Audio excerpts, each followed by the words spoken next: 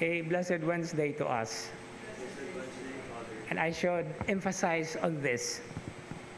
Today, the memorial of St. John of the Cross, Juan de la Cruz, captures the very essence of how we are being called as Filipinos. Ngano kaha, no? Na Juan de la Cruz man ang tawag. So kung lalaki, Juan de la Cruz, o mga babae, para ma-appeal mo, so Juana de la Cruz.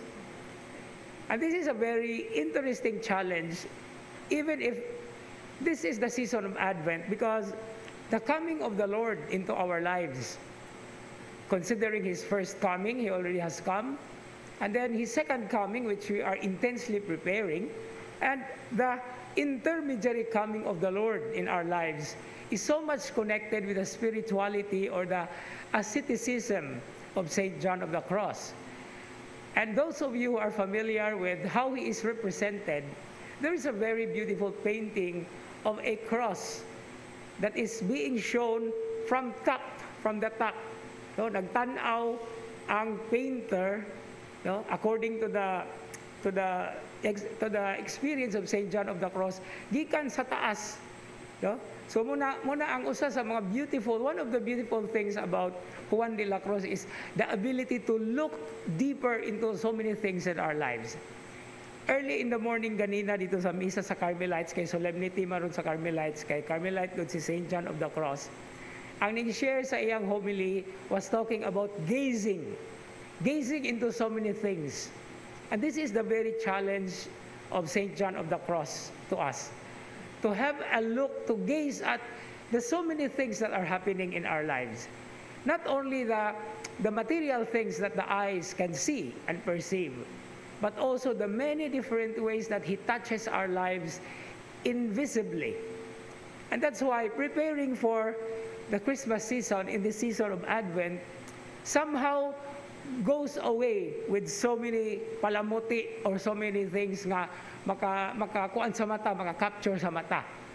Because it is not in these things that we are able to experience God. Yes, somehow they lead us to. But there is a God who touches our hearts, who comes into our lives. And that is where we have to take a look, to take a deeper gaze into it, into the events and experiences that we have, negative or positive. Actually, St. John of the Cross is known for his beautiful book, Dark Night of the Soul. That it is in the absence of the presence of God seemingly that we cannot say He is out or He is not here. Because even in His absence, His presence, we still crave to feel. And I remember Father Thomas Green of the Society of Jesus, my spiritual director when I was still in theology. He has a very beautiful example of this experience of God in His absence. Kita ko no, anad kaayo ta nga pag ana nato sa shower, nada yung tubig nga moagas. And for us, it is a blessing, kaya naagoy tubig. Pero, og wala gani, mag-uol ta. No? And here comes the experience of the seeming absence of God, but then our hearts crave for His presence. And that is what Advent is. That is what our ordinary lives of faith is all about. To feel the presence of God even in the most unexpected conditions or situations.